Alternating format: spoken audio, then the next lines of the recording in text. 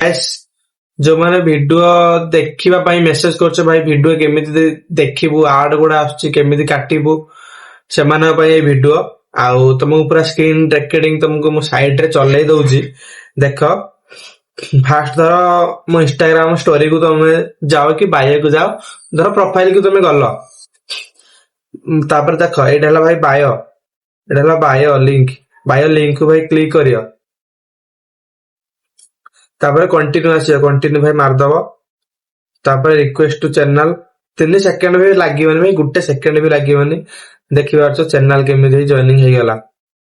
ତମେ ଭାଇ ସବୁବେଳେ ଟ୍ରାଏ କରିବ ଫାଷ୍ଟ ଚ୍ୟାନେଲ ତାକୁ କେମିତି ଜଏନିଂ କରିବ। ଏଇ ଯୋଉ ଆସୁଛି 3-4ଟା ଗୁଡା ଫାଷ୍ଟ ଚ୍ୟାନେଲ ରେ ଯୋଉ ଲିଙ୍କ ଟା ଅଛି ଉପରେ ସେଇଥିରେ ଭାଇ ସବୁ ମିଳିଯିବ। ଯଦି ନ ମିଳିବ ତାପରଟା ଟ୍ରାଏ କରିବ, ଯଦି ନ ମିଳିବ ତାପରଟା ବି ଟ୍ରାଏ କରିପାରିବ, କିନ୍ତୁ ଫାଷ୍ଟ ତମେ ଉପରଟାକୁ ଟ୍ରାଏ କରିବ। ଧର ଏବେ ମୁଁ ଉପରଟାକୁ ମାରିଲେ କ୍ଲିକ କରିଦେବ। ମୁଁ ଜଏନିଂ କରିଥିଲି ସେଥିପାଇଁ ପଳେଇ ଆସିଲି, ତମକୁ ବି ଏମିତି ପଳେଇ ଆସିବ, କିଛି ଅସୁବିଧା ନାହିଁ, 2 ସେକେଣ୍ଡ ବି ଲାଗିବନି। ତାପରେ ଭିଡିଓଟା ବାକି ରହିଲା ଦେଖିବା କଥା।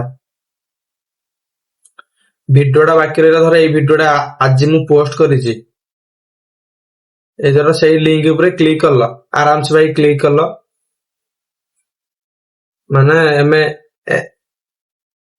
ଏମିତି ଏବେ ଟିକେ ପ୍ରୋବ୍ଲେମ ଦଉଛି, ଟେରାବକ୍ସ ପ୍ରିମିୟମ ନବା ପାଇଁ କହୁଛି, ତମେ ତାକୁ ବ୍ୟାକ୍ କରିବ। ଯଦି ଏମିତି ଦେଖେଇବ ମାନେ ବ୍ୟାକ୍ କରିଦବ, ପୁରା ବ୍ୟାକ୍ କରିଦବ,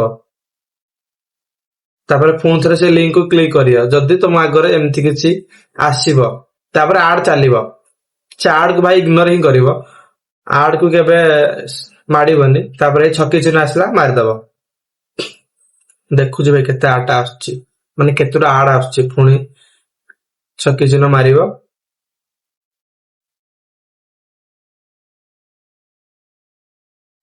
ଛକି ଚିହ୍ନକୁ ଟିକେ ଏପଟ ସେପଟ ହେଲାକୁ ସେ ପୁରା ନେଇଯାଉଛି ତାଙ୍କ ଇଏକୁ। ତାପରେ ଏଇ ସେଭ୍ ଆଣ୍ଡ ପ୍ଲେ ତାକୁ ଭାଇ ମାଡିବ, ତାପରେ ପୁଣି ବି ଆଡ ଚାଲିଲା। ଭାଇ ଆଡ ତାହେଲେ ତମେ ବହୁତ ଦେଖୁଛ। ମୁଁ ଭାଇ ଟ୍ରାଏ କରୁଛି ଆଉ କୋଉ ଆପ ରେ ଦବା ପାଇଁ, କାହିଁକି ନା ଏତେ ଆଡ ଭାଇ ତମେ ଦେଖୁଛ ମତେ ବି ଭଲ ଲାଗୁନି। ମୁଁ ଭାଇ ସପ୍ତାହକ ଭିତରେ ଆଉ କୋଉ ଆପ ରେ ଭାଇ ଦେବି, ଏଥିରେ ଆଉ ଦେବିନି। କାହିଁକି ନା ଆଡ ଭାଇ ତମେ ଦେଖିବ ନା ଭିଡିଓ ଦେଖିବ, ମତେ ନିଜେ ତ ଭଲ ଲାଗୁନି ଯେ ତମେ ଏତେ ଆଡ ଦେଖୁଛ। ତାପରେ ଭାଇ ଦେଖ ପୁଣି ଗୋଟେ ଆଡ ଛକି ମାରି କାଟିବ, ତାପରେ ତାପରେ କଣ୍ଟିନ୍ୟୁ ଟୁ ପ୍ଲେ ହେଇଗଲା, ତାପରେ ବୋଧେ ଚାଲିଲା। ହଁ ଦେଖ, ହଁ ତାପରେ ଭାଇ ଚାଲିଲା। ଡାଉନଲୋଡ କରିବ ଯଦି 3 ଡଟ୍ କୁ ଭାଇ ଯିବ, 3 ଡଟ୍ କୁ ଗଲା ପରେ ବି ଡାଉନଲୋଡ ନାହିଁ ଆଶ୍ଚର୍ଯ୍ୟ ଭାଇ। ହଁ ସେଭ୍ ଗୋଟେ ଅଛି ଏଇତ। ହଁ ଭାଇ ସେଭ୍ ବି ଦେଖେଇ ଦଉଛି, ତମେ ସେଠି ଡାଉନଲୋଡ ବି କରିପାରିବ। ମୁଁ ବି ଟ୍ରାଏ କରିବି ଆଉ କୋଉ ଆପ ରେ ଦବା ପାଇଁ ଯୋଉଥିରେ ତମକୁ କମ ଆଡ ଦେଖିବାକୁ ମିଳିବ। ଆଉ ଗୋଟେ ପିଲାଟା ଭାଇ ମେସେଜ କରିଥିଲା, ମୁଁ ତା ସହିତ କଥା ହଉଥିଲି ଇନଷ୍ଟାଗ୍ରାମ ରେ। ଦେଖ ସେ ମାନେ ଏମିତି ପ୍ରୋବ୍ଲେମ କାହାର ଆସୁଛି।